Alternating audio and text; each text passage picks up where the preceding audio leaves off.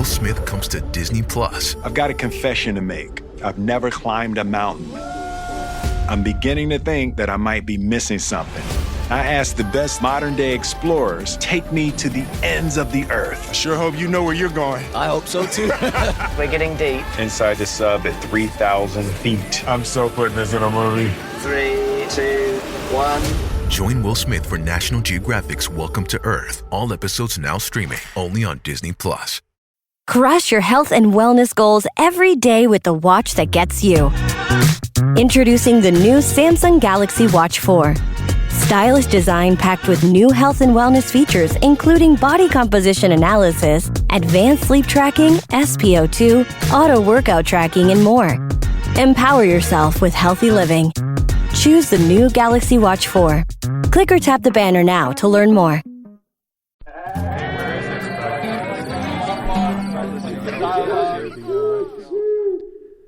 All right. Hello. How are you? Welcome to the Other People Show. My name's Brad Listy, and I'm in Los Angeles. I am delighted to have Roisin Kiberd as my guest today. Roisin Kiberd has a book out on Serpent's Tail. It is called The Disconnect, A Personal Journey Through the Internet. Roisin is from Ireland. She's an Irish writer, an essayist, and a journalist whose work tends to focus on technology and culture. She has been published widely in places like the Dublin Review, The Stinging Fly, The Guardian, The Outline, Vice UK, and Motherboard, where she wrote a column about internet subcultures. The Disconnect is an essay collection about life online. It's her first book. It was published back in March, and I'm so glad we had the chance to talk. Roisin Kiberd lives in Dublin, and that is where she was when we spoke. She was in a tower, like an old, you're going to hear us talk about it, but she was in a tower in Dublin on the coast. I think she was on the coast. Anyway, she was in a tower. I've never spoken to somebody on this podcast who was in a tower. This is the first time, as far as I know. Today's episode is brought to you by the Feminist Press, publisher of Margaret and the Mystery of the Missing Body, the new novel by Megan Milks. Margaret and the Mystery of the Missing Body reimagines 90s adolescence, mashing up girl group series, Choose Your Own Adventures, and Chronicles of Anorexia, in a queer and trans coming-of-age tale like no other. This is an interrogation of girlhood and nostalgia, dysmorphia and dysphoria. It is a debut novel that puzzles through the weird, ever-evasive questions of growing up. Autostraddle calls it, quote, a delightfully weird and very queer reimagining of 90s YA nostalgia. Margaret and the Mystery of the Missing Body by Megan Milks, available from the Feminist Press. Hey everybody, this is Brad Listy, the host of the Other People podcast. If you're anything like me, you sometimes struggle to find the right book. Has this ever happened to you? You go to the bookstore, you wander around, you look at a million books, you walk out of the store empty-handed because you couldn't figure it out.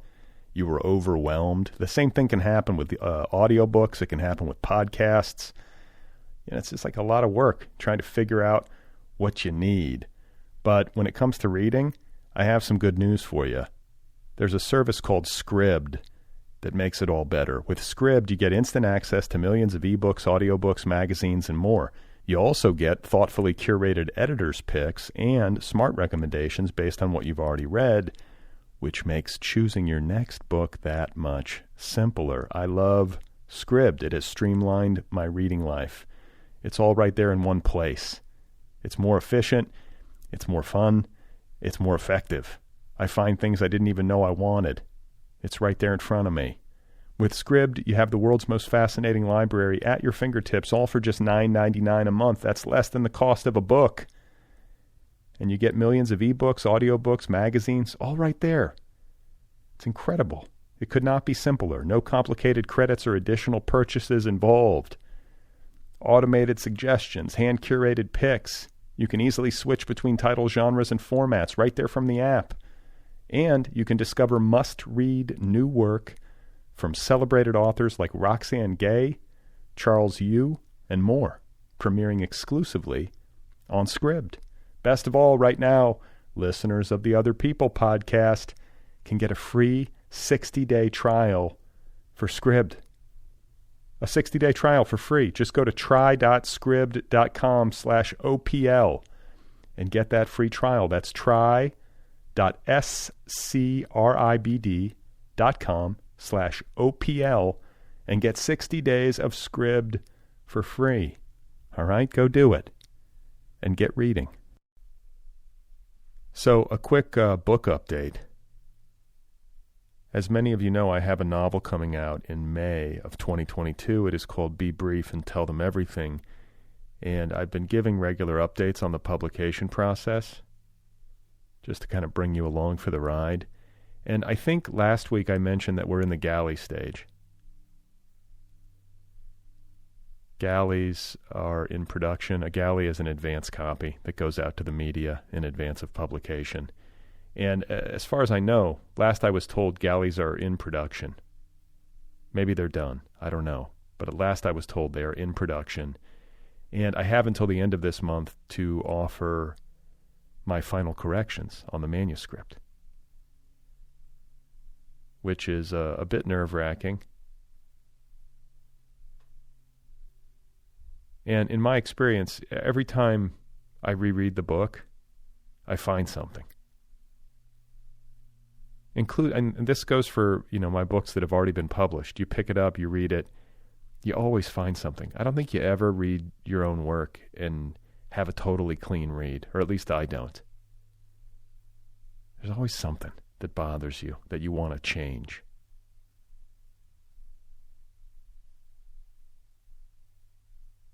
So, I tell myself that this is normal. And I've been asking friends of mine what they do at this stage of the process, and more than one of them has recommended reading the book aloud. I also had someone tell me that I should read it outside of my house. Like go out into the public and read it like an actual reader would read it. Go to a hotel or something and sit by the pool. Go to a coffee shop. Go sit on the beach or whatever. And this all seems pretty good. It seems rational. These seem like wise approaches. If there's a problem, it's that they're sort of mutually exclusive. Because if I read the manuscript outside of the house, then that probably precludes me from reading it aloud. Unless I'm out in nature or something. Maybe I should drive up into the mountains or go sit in a forest and read my book aloud. In nature. I've also been thinking that if I'm going to follow this course and try to read the book as a reader would read it, I've been thinking that it would be nice to have an actual physical galley in hand rather than read it on a phone or a laptop. Because most people are going to read like a book, a paperback, or at least I hope so. So it would be nice to take a physical galley out into the desert or something. Sit in the sand dunes and read my book. But the thing is, I don't know exactly when my copies, my galleys will be arriving. I'm assuming by next week, but with Christmas coming and, the post office having its various troubles, I really have no idea when the copies would arrive. And, if I have to have this done by the beginning of January, then I'm running out of time. And once we get to Christmas Eve, I'm essentially checked out for a week because I have family coming into town. Both of my sisters. 6 kids. Like 6 kids total, between the two of them. It's going to be a disaster. So I guess I'll have to read on my computer. Or maybe on my phone. Maybe what I'll do is I'll do 2 reads. I'll read it aloud here in the garage, and then I'll go out into the public. Go out into the public? Who says that? I'll go out, outside somewhere, and I'll read it on my phone or something. And I'll mark down whatever corrections I think need to be made, and then I will be done with this book. And I'll have to let it go. I'll have to make peace with it at that point. Let the thing be what it is, and release it into the wild. Or prepare to release it into the wild. Again, my novel's called Be Brief and Tell Them Everything, due out in May of 2022. If you are a blogger, journalist, critic, podcaster in the literary realm and you would like a galley, just email me, letters@otherppl.com. So Roisin Kiberd is my guest. Her debut essay collection / memoir, I don't know how you categorize this one. It's a little bit of both. It is called The Disconnect, a personal journey through the internet. It is available from Serpent's Tail in a beautiful edition, I must say. I really love this cover and the quality of the workmanship. Workmanship? I'm having trouble today. Anyway, I am very pleased to share this conversation with you right now. Here she is, folks. This is Roisin Kiberd, and her book, one more time, is called The Disconnect. I was writing a column every week for the website Motherboard, which was Vice's technology website. I think it still exists, yeah. And I was writing a column for them called Forum Cop. It was basically about beefs on the internet. It was just covering all kinds of online conflict. And, in a slightly kind of sideways way, I was talking about community a lot. I was researching online communities. And I was also writing a lot of other more boring work and leading kind of a lonely, isolated life and doing all these things which in retrospect look so unhealthy, but which at the time I thought I had kind of all worked out, like a functional life. I was going to the gym at 2 a.m. every night and staying until 4 in the morning. And I was barely seeing any friends. And I was just working like crazy, always precarious, always uncertain what was going to happen next, and living almost entirely on the internet. And obviously 2016 was a pretty turbulent time on the internet, and specifically for anyone paying attention to online subcultures.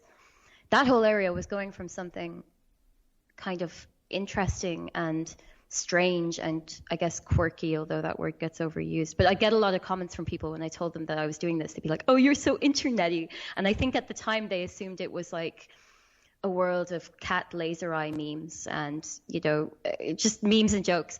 But obviously the alt-right was coming about at that time. And also the less extreme version of it was just people fighting all day, every day, and people moralizing all day, every day. I mean, it's a very simple way of putting it.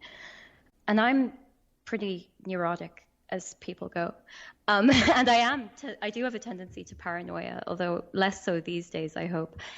But to watch all that unfold and to be kind of quietly drifting off the earth and into all these obsessions, I didn't realize it, but I think I just lost perspective on life completely around that point. And then I got really, really depressed for weeks and weeks on end and didn't change any of these habits and ended up taking an overdose. And after that, I think, we all have ways of sort of bringing our lives to the point of catastrophe so that we can then change them. So that was definitely one of those times. So after that, I went into a course of treatment for about 6 weeks. One thing written about the book says I went into a hospital for 6 months. It wasn't nearly so dramatic. I was just in an outpatients program for 6 weeks. I mean, still, that's not good. And after that, I started thinking that I needed to reframe my attitude to the internet in particular. It was when I got a sheet back. I did CBT with a therapist, and I got this kind of diagnosis sheet back, and it had things on it like 4chan, Twitter, alt-right. It was like the therapist that had to go and research all of these things just to talk about me and to talk about my problems. And it kind of occurred to me that this had just taken over my life in a really unhealthy way, and I was going to have to stop caring. Okay, stop caring about technology? Or you mean stop caring about all these like little like internet obsessions? Stop thinking about social media as reality. Right. And just regain contact with the present moment and with my own body, you know, because at the time I was completely denying basic things like the need to sleep or the need to eat 3 meals a day and see other people. You know, I was living this kind of hikikomori type existence, but to the outside world it looked like I was doing really well because I was doing all this work, you know. Right. Well, you call yourself an emotional cyborg, a little bit of tongue-in-cheek, but you know, and you also, I think at one point, which I highlighted because I liked it so much, you call yourself a nun wedded to the internet. And, yeah, what dedicated to the like digital god, you know. Yeah, but you know, it's like we laugh, and there is an element of like dark humor to it for sure. But taking an overdose, like making an attempt to take your own life, and then going through, like you said, a course of treatment, and coming to learn that, you know, a lot of your depression was either caused or intermingled with the amount of time you were spending with technology, and I think with social media in particular. Is that a fair characterization? Yeah. And I wanted to, I think it was around that time, or maybe it was a little earlier, that I read Mark Fisher for the first time. And he had a really big influence on me later, because it struck me that a sort of mission in his work was that he was coming from a place of depression, which inherently skews your perspective on life. But he wanted to kind of put that on the table and admit to that up front, but then branch out from that perspective in the faith that there would be other people out there feeling the same. So, you know, I think it's in Ghosts of My Life. He starts by just saying, well, this was when I became really, really depressed, but I also started asking questions about why is culture fixed this way? And, you know, what forces are sort of all concentrating into the individual? I mean, he's coming from a place where he believes like mental illness is not on the individual. It's kind of socially constructed. But I wanted to do something similar for, it's okay. It's hard to say exactly what I'm talking about. I was going to say for the internet, but I could also just as easily say the entire culture that we're living in, because it maps out onto like a broader, basically capitalism. I've been criticized for putting all my problems on capitalism, just blaming that and using this big vague term. But ultimately that's what it is, isn't it? It's just particular forms of capitalism which are determining our lives in ways that, you know, we're so in it that we can't even notice it. Right. So my book was a chance to kind of step outside that and notice and deconstruct all of these different forces which could drive someone to that point. Yeah. So if we're going to continue with like the emotional cyborg metaphor, it's like a cyborg. Like this book reads like the emotional, or the cyborg awakening into a kind of self-awareness. And you describe in the book how, you know, in the aftermath of your suicide attempt, that you realized, you know, through therapy that you have a dysfunctional relationship with technology, and you wanted to try to understand that.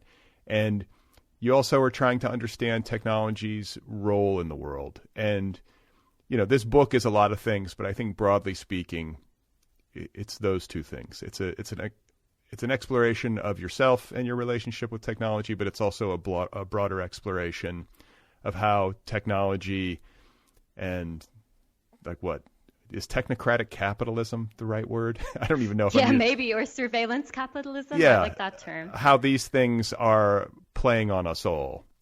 You know, one of the things, you know, you talk about 2016 as sort of the low point, you know, the bottom. And you think back historically what was going on, especially here in the States in 2016. You write about how you had this feeling where you were like, wow, people really do hate each other. Like men hate women. Women hate men, and also like everyone is really certain, and I'm not.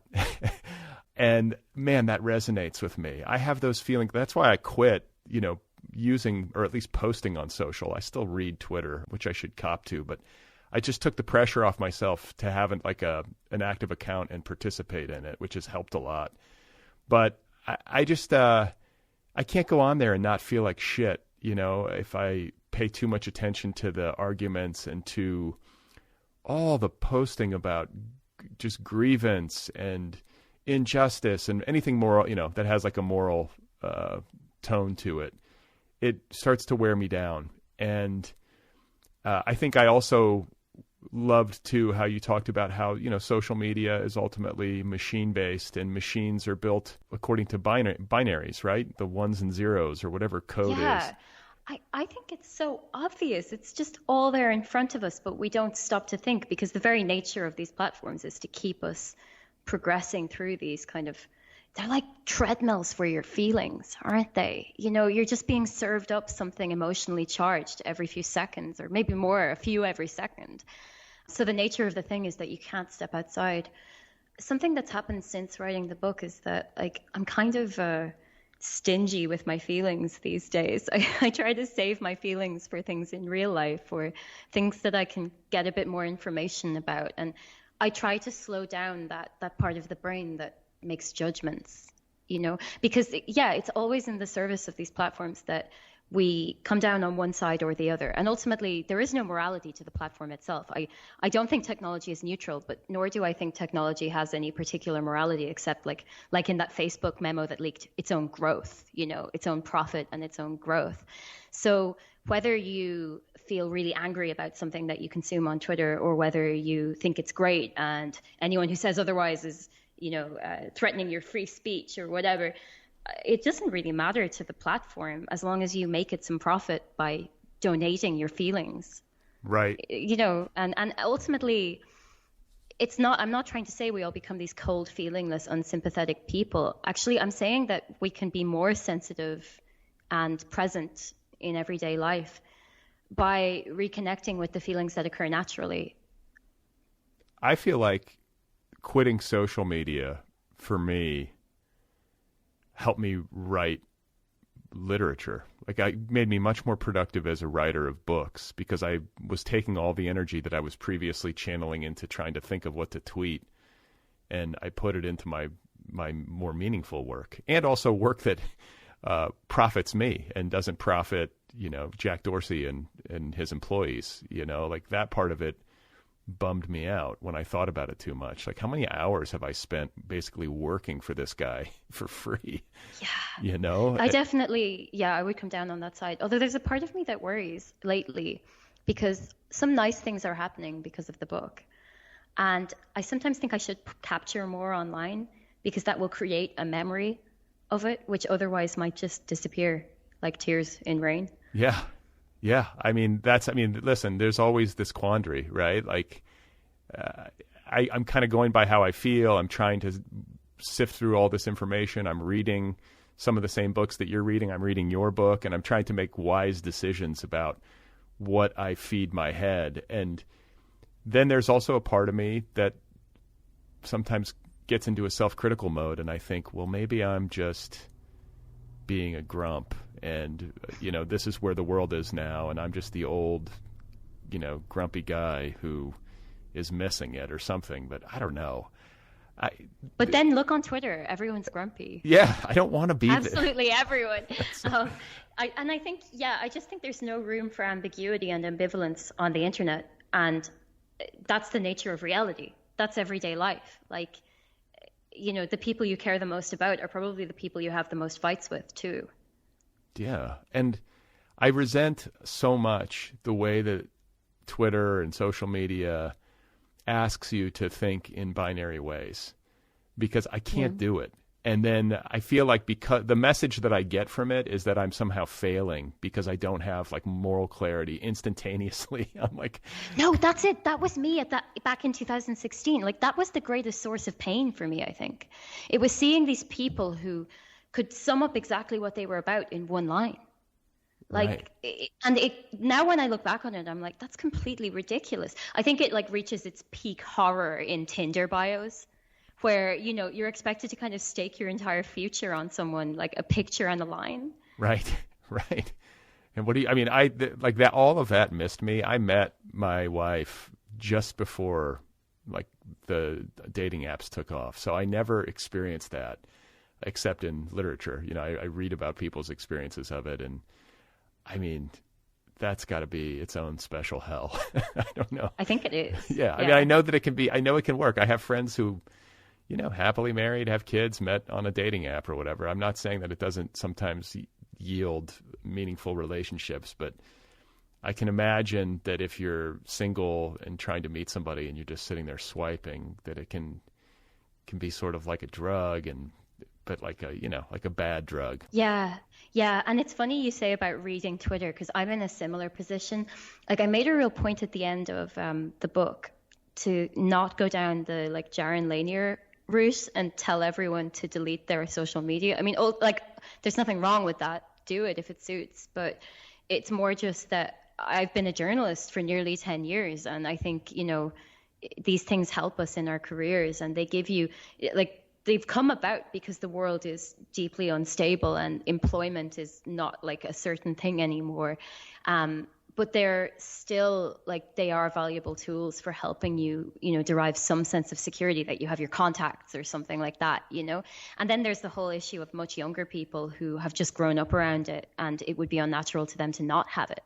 And I'm not going to pretend to fully understand that, you know. So I'm not going to tell anyone to throw away their phone. Like, I did this event last week, and I spoke about how during the lockdown, I used this app I think it's made by botanists, called PlantNet, to learn about plants all around me and trees. Oh, right. It was after reading Jenny Odell's book, How to Do Nothing. How to Do Nothing. And right. like near the end of it, she kind of advocates learning more about place, about kind of immersing yourself in the place you're in, learning about the trees and the birds around you. I don't see anything wrong with using technology as an educational tool there. Like, I wasn't advocating walking around, you know, sticking your head in your phone the whole time as like nature passes you by. But the minute I said that, someone else on the panel just was like, gotcha. You know, you're not a Luddite. You use a plant app. And I was like, yeah, I do. I mean, I'm not saying we should go and live in cabins in the woods. I mean, we can. But not everyone is able to do that. And why not make use of technology, and why not agitate for it to be more humane and less rapacious after so many years of it just being completely kind of unregulated, really? I mean, I'm from Ireland. Like, we've given them tax breaks for over a decade. Right. That they call it the Silicon Isle, right? Yeah, or the Silicon Bog, which I discovered while researching the book. That was a brief period. They must have worked very hard to get rid of that branding.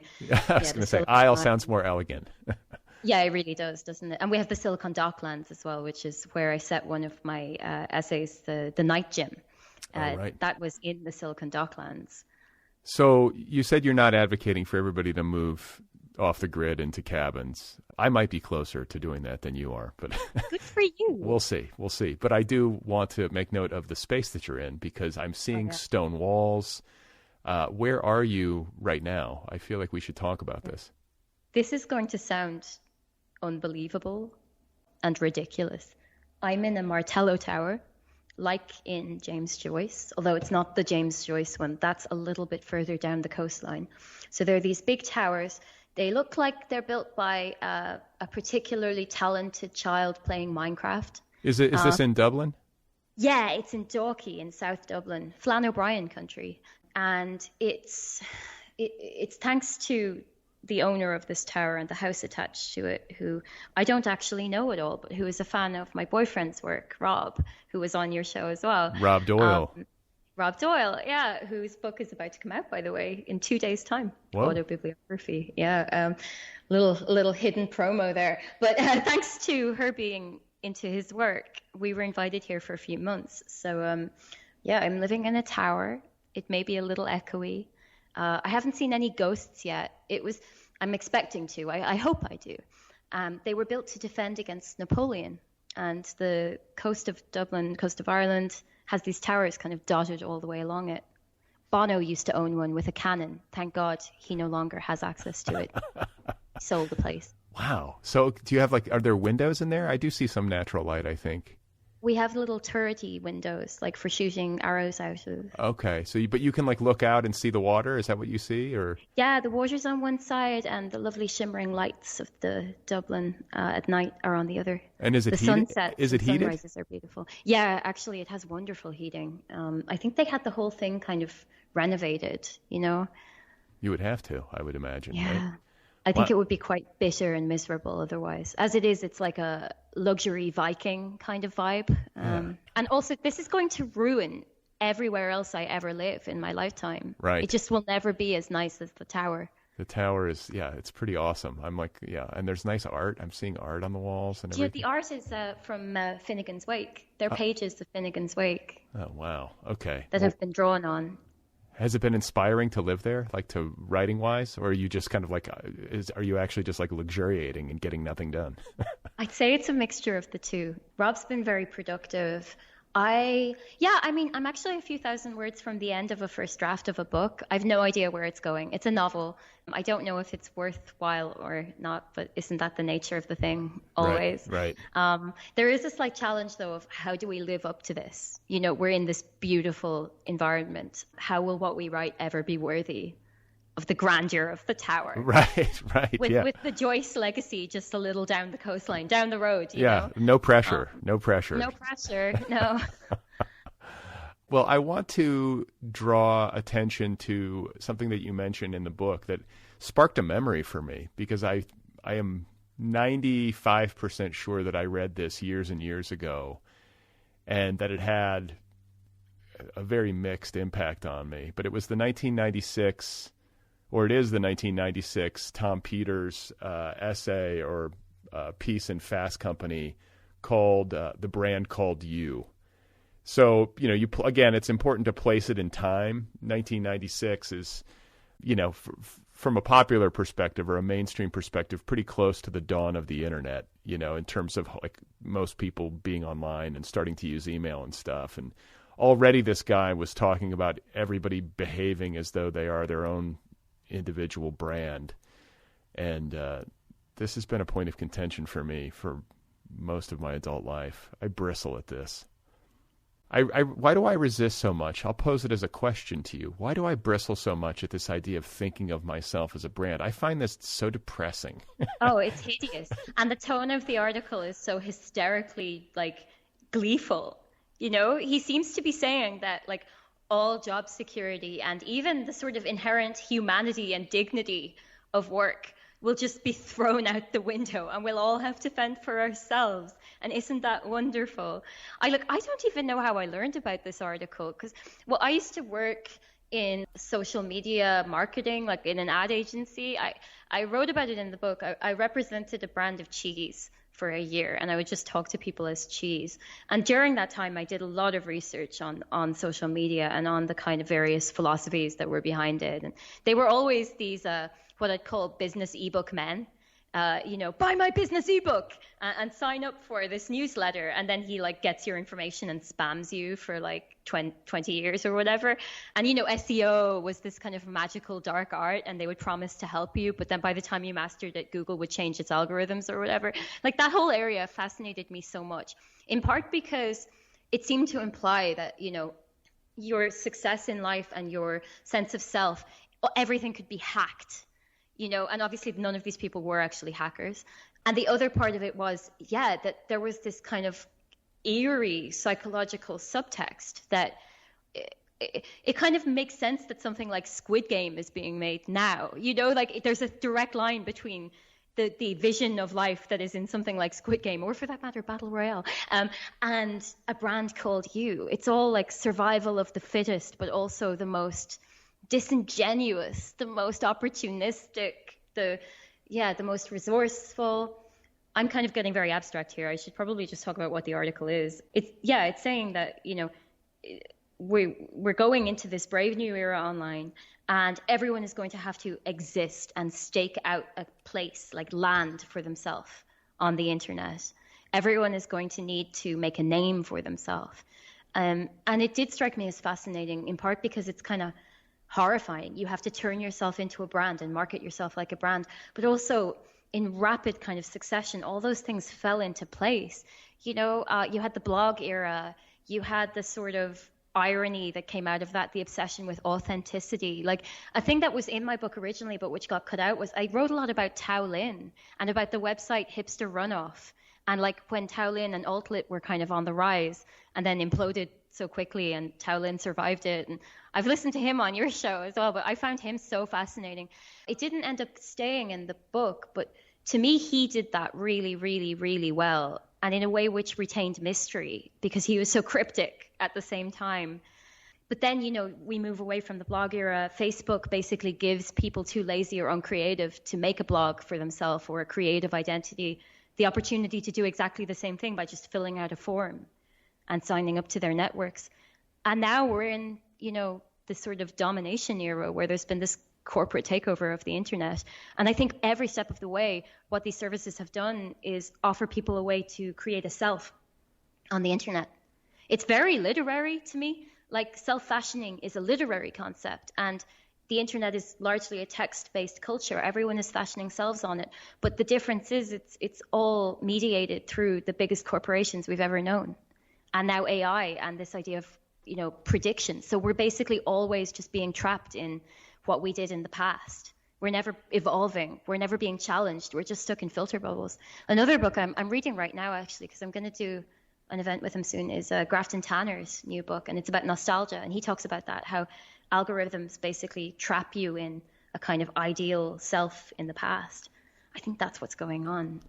It's very hard to break out of unless you just dispense with the thing entirely. And just to place algorithmic scrolling into the context of history, this shift happened in 2016, correct? No, earlier, actually. Earlier. It all shifts. So 2016 is interesting because it was the year of the algorithmic timeline, which I think I put in the book as well, but it was the year that we stopped seeing things as they were happening. There was this whole kind of idea at the beginning of social media, and it's in I Hate the Internet in a good way, I remember, where they sold themselves as revolutionary and that they were citizen journalism, that there was this social value to joining up to something like Twitter. But by 2016, they realized that if we just give people what they want to see based on what they've seen in the past, and we do away with that sense of chronological reporting, we'll actually retain them further, and we can build this kind of comfortable bubble to let people live inside. And very soon after that, you see the political implications of that. You see like extreme divisions along the way. But to me, that's fascinating because it's like our whole sense of time was skewed, how we were, perceiving reality and news and even events among our like close circle of friends. Everything was completely openly being mediated now by algorithms. Okay, but that was 2016, am I correct? That was 2016. Okay, because that is momentous. It is, yeah. That feels very momentous to me, particularly with the benefit of hindsight.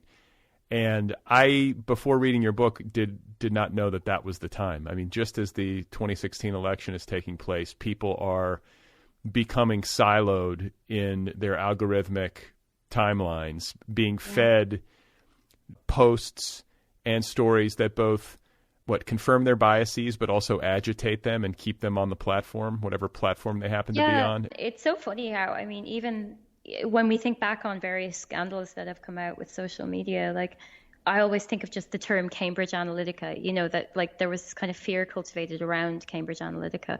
But it's like, no, Cambridge Analytica wouldn't exist were it not for Facebook. Right. I'm trying to remember what year was the leak about the emotional contagion study, where they were openly manipulating the emotions of their users. And then most recently, we have that leak about teenage girls and, psychological damage being brought about by Facebook. It seems so obvious. How could something this powerful ever not have those effects? I don't think, too, though I think it's coming to light more and more each day, people realize how sadistic these companies are.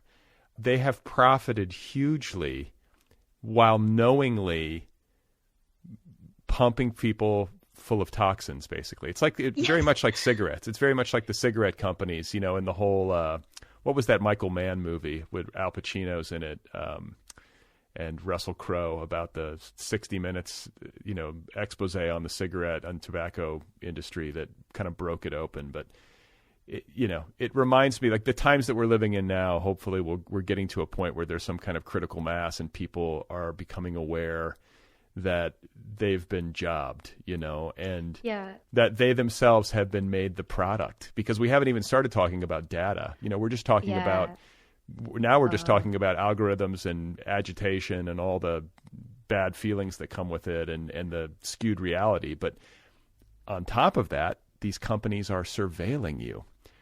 You sign up to their networks and then they start watching you. And then they track every single thing you do and sell that data to other corporations that then prey upon you in advertisements or whatever it is. I don't even know how all the myriad ways that my data might be used to, I don't know, it freaks me out to even think about it, but perhaps you have additional insight there.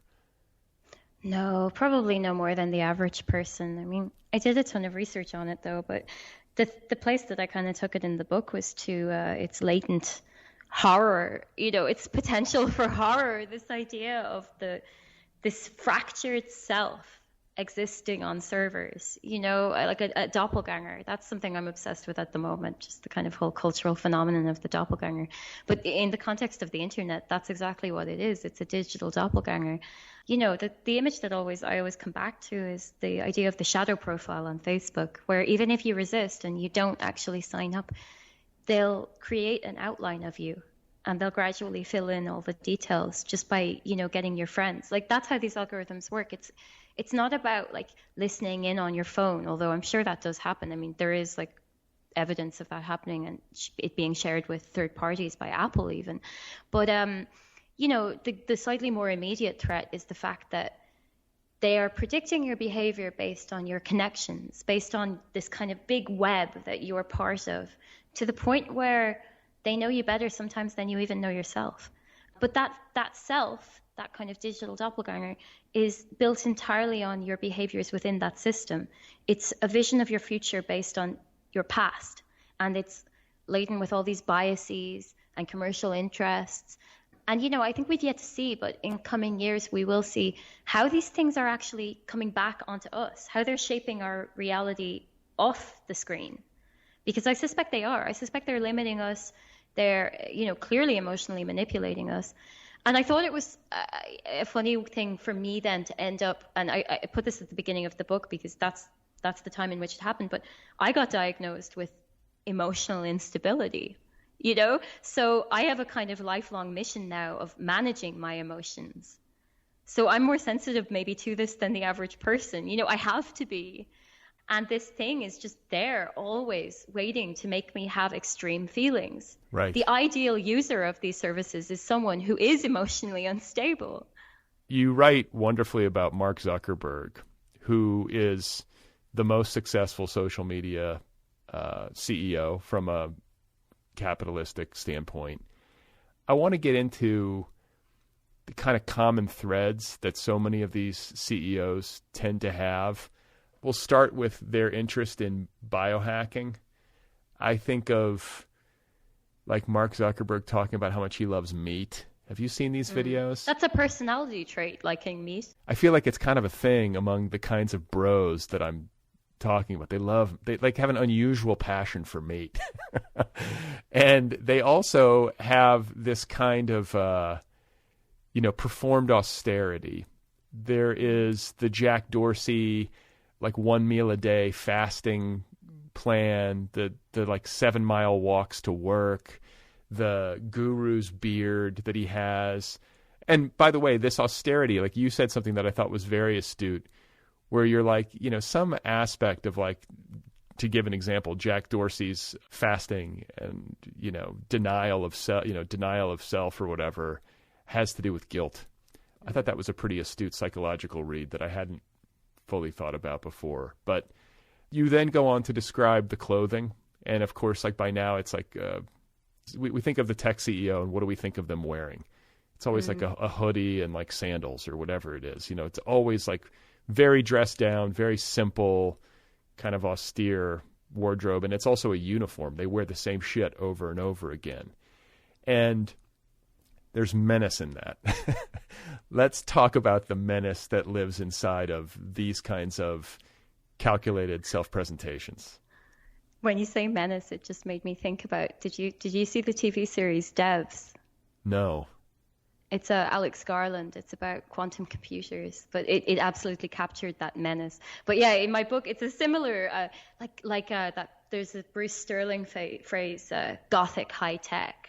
There is something kind of monk-like and sinister about that extremely controlled austerity. I mean, there's a few different ways to look at this. With Dorsey, I see an eating disorder personally, but I'm not in any place to diagnose that. But like, I lived with that myself for probably about a decade, actually, give or take a year or two. And it's all about control, isn't it? And it's all about fear and trying to find control in little bits of your everyday life to satiate like that, to help address that fear. When I see Jack Dorsey, I mean, it kind of peaked a few years ago where there was that article calling him the Gwyneth Paltrow of Silicon Valley. And it just looked like someone running from his own reality every single day, immersing himself in icy water and near infrared saunas and 1 meal a day and walking 9 miles. It also kind of reminds me of this kind of horrible story that I had to study in college by Flaubert on Cœur Simple. You know this one? No. That ends with the parrot flying over the woman. But she's kind of becoming a saint. It's like the self-abjection of the saint. And she's this like scullery maid who is depriving herself and withering away. I think he's just withering away in plain sight. I think like in the book, I have this chapter then called Bland God, Notes on Mark Zuckerberg. And it's about then the figure of Mark Zuckerberg. But there's a kind of, I see like Dorsey and Zuckerberg as two sides of the same coin. Like in the middle of them, they both share the fact that they are at the head of this vast, like kind of force of cosmic horror in terms of its vastness, in terms of its power, its ability to shape the world, its ability to do all the things that they claimed they were doing when they started out. Like, we're going to change the world. Are you really? Are you prepared to handle what happens when you change the world? When everyone looks to you as the person who changed the world, are you really ready for that? And then you see someone like Dorsey who just looks insane, frankly. And yeah, I mean, that's the answer. No, he can't handle it. He needs to go on a silent retreat. No shade at people who go on silent retreats. I'm sure it's really good for you. And probably, like, judging from listening to me, you can guess I probably wouldn't do very well on a silent retreat. You never know. You never know. Maybe, who knows? People change. But with Zuckerberg, I think it's kind of the opposite. He embodies that cosmic horror. He is the blandest human being. Like, he's basically a sim. He's like a character from The Sims walking around. Like, he's barely even a person. But that's the thing he's crafted. Like, I'm not trying to attack him here. I'm saying the public image he has put out is just one of the ultimate generic normie. The ultimate, like, his clothes, they're normcore. I write about that, like that word. I love that word. And it seems fascinating to me that, he has dedicated his life to mapping and anticipating human behavior and everything that makes us human, while refusing to let us know anything about himself. Maybe there is nothing there. Maybe. In the book, I compare him to the whale, like in Moby Dick, this kind of void of whiteness. And when you get close to it, it blinds you, because it's incomprehensible. But ultimately, like the question at the center, of the kind of core of that essay is this question of like, it's like Kanye, like, no one man should have so much power. What does it mean when someone has that much power? Specifically psychological influence. When someone steers that ship, what becomes of them? What's the inner world of Mark Zuckerberg? Yeah, I mean, the metaverse. He's the metaverse. We're all going to see in the next few years, perhaps. Well, you talk in the book about how this, they all dress down, all these tech CEOs. It's like this, it's like fuck you outfits. Like, they don't have to dress up for anybody. And it's also a way to conceal their will to profit, and a way to sort of look like they've transcended their wealth. I think there's even, and like they work hard. Yeah. Do you think they want to indicate that they work hard, or they want to look like they don't? Oh, yeah. I think Steve Jobs set that model. Like, this whole idea. Do you remember how kind of much magazines like Fast Company would fetishize this idea of executive decision making? So he wears a polo neck every day so he can save his executive faculties for making big decisions. Right. Like, the obsession with this was self-optimization before self-optimization was even a thing. It was plotting out everything that your energy would be devoted to every single day. And now today we see it in its kind of grotesque parody of Elizabeth Holmes, with her voice and her polo necks and her will to power. Yeah, that was a crazy. Did you see that documentary on HBO about her? I'm listening to the podcast that is following the trial. I didn't see the documentary though, and I read the book as well. Oh, okay. Well, I mean, so you're steeped in it, but I watched that documentary and was just like, oh my God, this is like the stuff of my nightmares, and not surprising also. And you talk about Zuckerberg or any of them, they all have their trademark outfit that they wear every day. And part of it is wanting to seem, normal. And I think maybe most importantly, it also is a way of projecting a kind of blandness so that we don't pay attention to what they're actually doing. You want to, if you're just walking around in Adidas sandals and a hoodie, this guy couldn't possibly be fundamentally a sadist. Decent, inoffensive. Right. Like if you go around dressed like some kind of vampire, deviant person, I mean, no one's going to trust you to helm this engine of cosmic horror and power and be the richest person in the world. In so many ways, Zuckerberg's dress sense has set the tone for an entire generation. I see it playing out in how people much younger than me dress, and I think it's got to do with the thing he created, which is surveillance capitalism. I mean, it exists in other forms as well, but it's the fact that if you're going to always exist under surveillance, you want to look as blameless and generic as possible, so I'm 32 years old, and when I went to I would still be into kind of weird vintage clothes and stuff, and I don't really get the whole sportswear thing that just everyone wears now, but I had this kind of weird experience this weekend. I went to my the first kind of gig in Dublin for I'd say 2 years or whatever post COVID. It's all back now. I still felt a bit uneasy about it, but then I've had COVID, so I guess I am the new flesh, so no going back. And I have the vaccine, so total mutant here. I was going to say, speaking of transcended, look at you. You're Teflon. I'm shedding the vaccine everywhere I go. It's great. Picking up Wi-Fi from all those tests up the nose. Right. But no, so we went to this gig, and it was a mixture of kind of people in their 30s, people in their 20s, maybe even a few younger. But it was so generationally different, the normcore thing isn't even normcore. That was originally called trend, but I think that's just how everyone dresses now. Extremely kind of cartoonishly normal. I think COVID has had a huge impact. Everybody just being at home all the time. There's no reason, no compelling reason. Yeah. When no one's going to see you except, I guess from the waist up on Zoom or something, but people in the book, I describe my wardrobe of freelance slobwear. I basically live in yoga clothes and stuff in days off. But then now, especially because COVID stuff is relaxing, and especially when the book was coming out, I was like, no, give me drama. Because I think when you look at it, you'll notice, especially in Ireland, in the literary community, there's this kind of studiously austere, worthy style of dress where everyone just wears jumpers and glasses to look like a writer.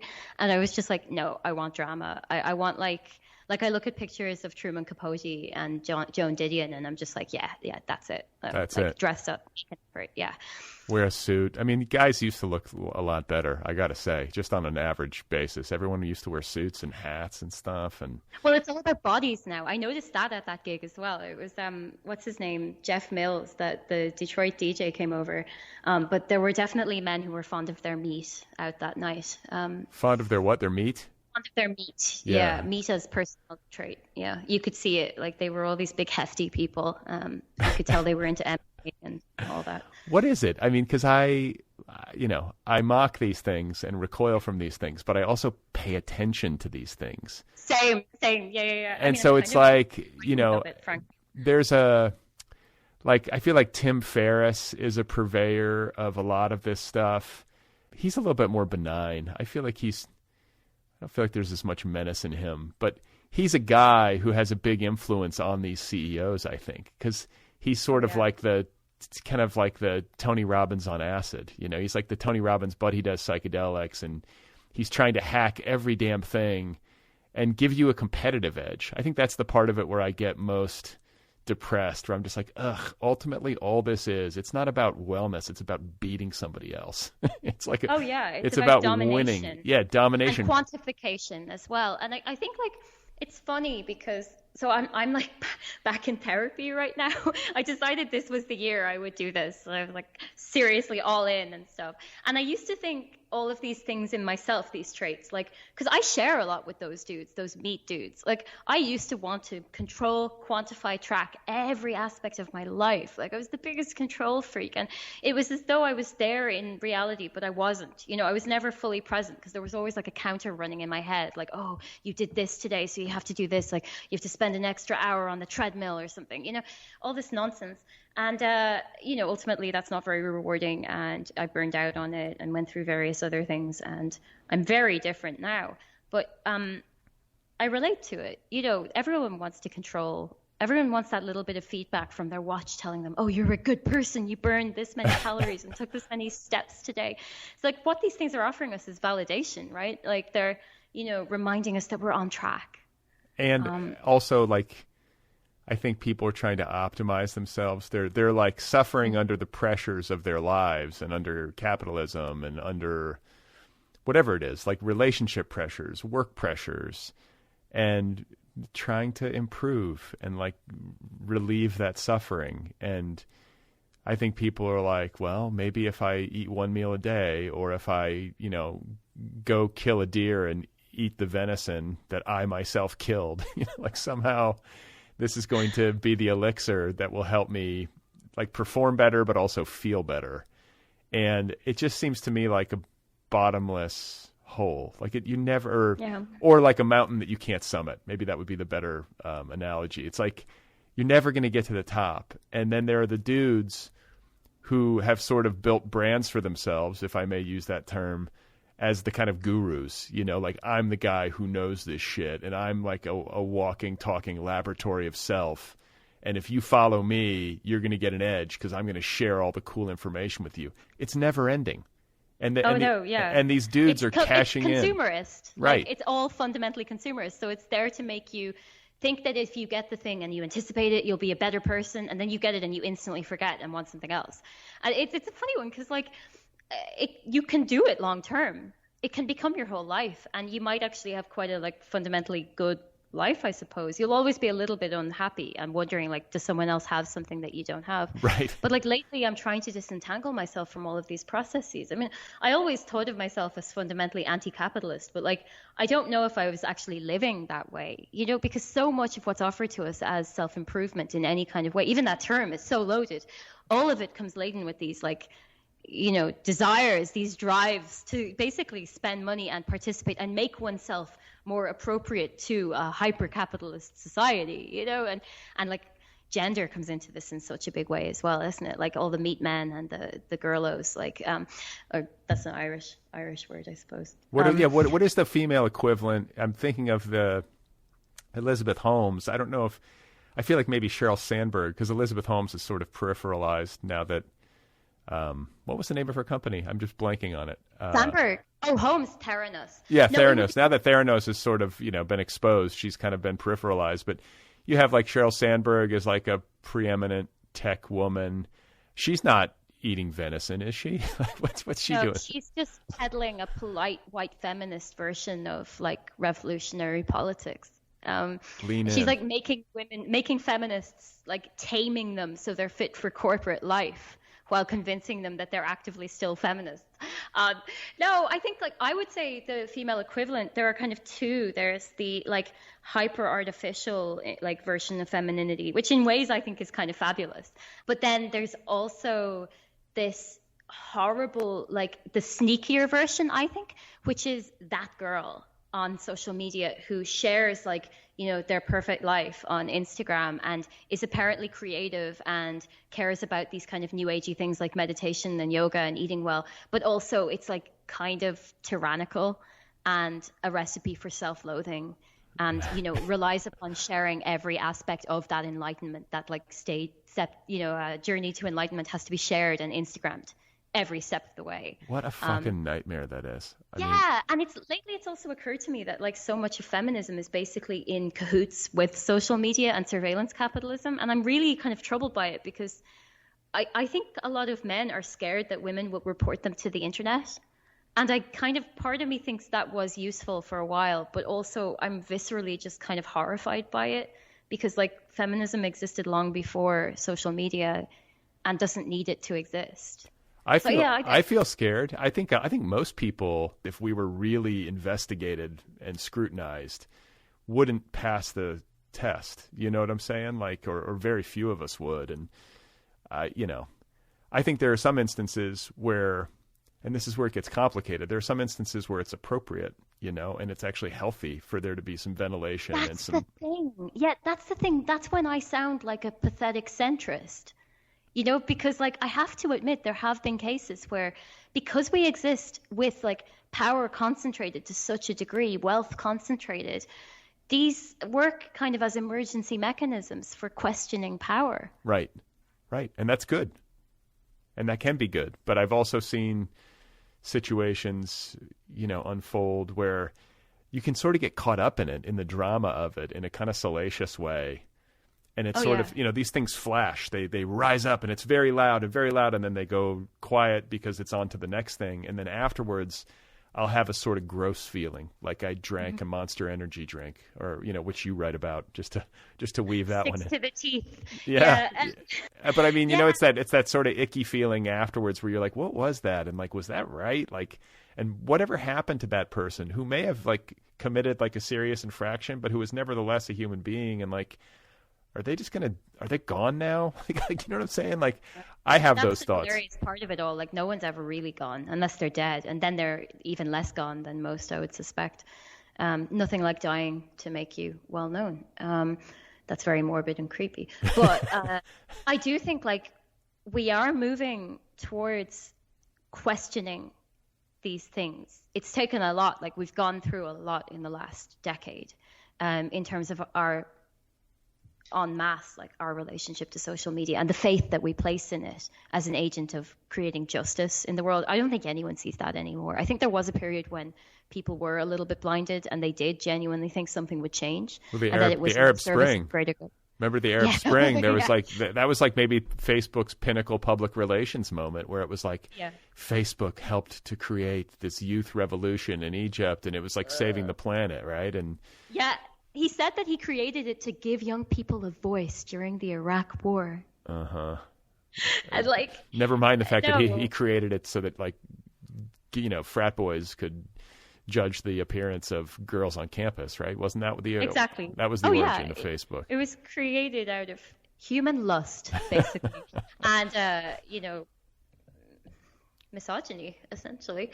But like, I think that tide has turned. Like, it's not blind optimism on my part to say that we all know and we all feel that little bit icky. Like, years ago, I would meet people who never got the feeling of a bit icky. They were like living their entire lives and their careers that way and never once questioning it, probably canceling one per day on average. And you've got to, it's like a ritual sacrifice. We've got to cancel one per day just to like feed the gods. The internet demands it. Otherwise the internet won't be back in the morning. And I think that is gone. And I think the next step is, like Jenny Odell writes, and think it's a little bit there in my book. I mean, it's more kind of what came next after the disconnect ends. But I think we are moving towards prioritizing the human and the immediate. I'm not going to be one of those people who says like, oh, the pandemic changed everything and we're all local now. I saw that happen to some people, and I tried to make that happen for myself. I'm not sure if it really did, because God knows we were all on Zoom all the time. So there's only so far a walk in the park can really take you. But I would like to think that eventually we're not going to, rise up against these platforms and destroy them. But even look at the way that Facebook is going, making the world more open and connected. Maybe they still say that in-house, I don't know. But I'm not sure anyone really cares about Facebook, the product, anymore, or sees these as genuine connections. Like, they always use that word connection. I don't think anyone has any faith in that now, or if they do, they're misguided. Yeah, I think some people, like the more like run-of-the-mill, maybe older users of social media. Yeah. Like they use it to just like look at pictures of like their nieces and nephews and grandkids or whatever. And maybe that delivers a sense of connection. Like, well, this is how I keep in touch with my family, you know, kind of thing. Yeah. But exactly. for the more, I think the more constant and sophisticated user who's like really integrated into these platforms, it becomes a lot more and a lot less than that kind of at the same time. And I thought one of the things, you know, there was something that you write about in the book which piqued my interest because I hadn't heard it before, or if I had, I'd forgotten, is this idea of God view. You know, we've spoken about the power that has been bestowed upon these social media CEOs like Mark Zuckerberg. Like just like he can look at a community of 3 billion users. How many people are on Facebook nowadays? I don't know how many it is. I think it's around 3 billion, but then like the numbers change when you count things like WhatsApp and Instagram. Oh, right. So he's got a God view of humanity, essentially. Mm-hmm. And they're processing data on every single user, and they're able to crunch those numbers and get a feel for trends, individual behavior. I mean, I don't even know how all of that works, but I can just thinking about it a little bit gives you kind of vast ideas about what it could mean. You know, if you have the right computer scientists and the right data scientists like working on it. But like that part of it wasn't a surprise to me because it was like, oh yeah, of course they have a God view. He's got 3, billions of users to sort through their data and to make decisions accordingly.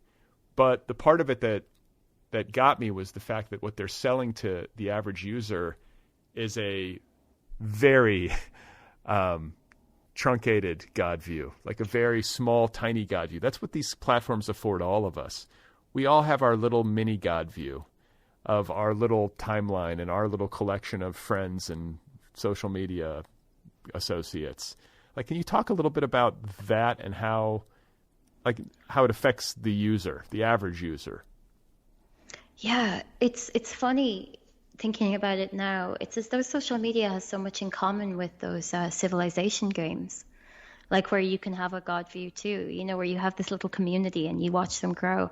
I think the view that Facebook affords its users in particular, it's so inherently solipsistic because you've got this menu of people who you can pick up and put down again. Like you can just take up a conversation with them and then just put it away the minute it gets boring. And I think we all understand that. Like, that part in a conversation online when you watch like the ... appear and then they drop off and they're just like, they can't be bothered anymore to talk to you. I want to say, because that really is like a very common human experience that doesn't get articulated very, very much, which is even when you're texting with somebody you're close friends with or a family member, there's a point in the text where it's like, oh shit, like who's going to extricate first? Like who's going to end this? And like, how are we going to end this? And it's like you want it to be artful and delicate, and I don't want them to feel like I've just walked away, but I also don't want to feel like I've been walked away from, I know. And I was always someone, when I got my first phone, I remember, I've always been someone who tries to write good text messages. Yeah, me too. It just feels important, doesn't it? Like this is this little opportunity to write something good, like that gets sent to a friend or someone. And I'm much more comfortable with what I guess is called like asynchronous communication, where it's not as real time. Like I'm really uncomfortable with WhatsApp. I don't have it. I don't like it. I've never used it. It's awful. I hate that. Like it's that pressure of communicating in real time. It just freaks me out. So they are seeing you on a menu of people and you are seeing them on a menu of people and you never see yourself on the menu. You are just the god of your world on Facebook.